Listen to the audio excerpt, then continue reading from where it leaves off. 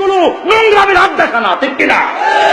University গুলো তাকালে মনে হয় না কোন ইউনিভার্সিটিতে এসেছে। আমি বনানী গিয়েছি, বনানী সেখানে কোন ইউনিভার্সিটি জানি এটা? এই নর্থ সাউথ, নর্থ আর সাউথ। দেখি হোটেলে মাশাআল্লাহ সবাই জোড়ায় জোড়ায় কুতকুত বাকবাকুম করছে।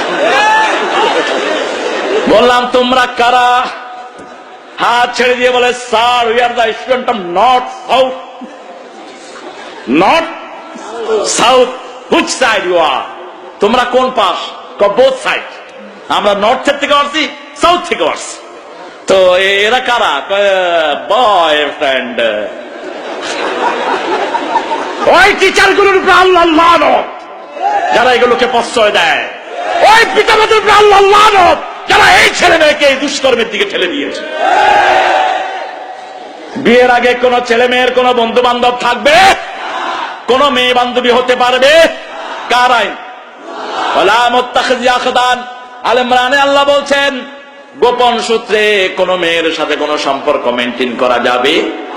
যাকে বিয়ে করতে চাও তাকে একটু দেখো, দেখলেই তার কোন জিনিস ভালো লেগে তোমাদের বৈবাহিক জীবনটা আরো মজবুত হবে। কি সুন্দর নিয়ম আমার ইসলাম দিয়েছে। 4টা জিনিস দেখবা। প্রথম হলো দিনদারি। প্রথম কি? যদি এটা হয় অন্যগুলোকে ছাড় দাও। যদি দিনদারি পরিপূর্ণ পাও আর গুলোর দিকে তাকায়ও না। দিনদারি দেখবা, বংশ দেখবা, মাল দেখবা, সৌন্দর্য দেখবা। 3টাই ক্ষণস্থায়ী, দিনদারিটা স্থায়ী, ঠিক না? ঠিক। দিনদার মেয়েরা যেখানে গিয়েছে ভালো হয়েছে।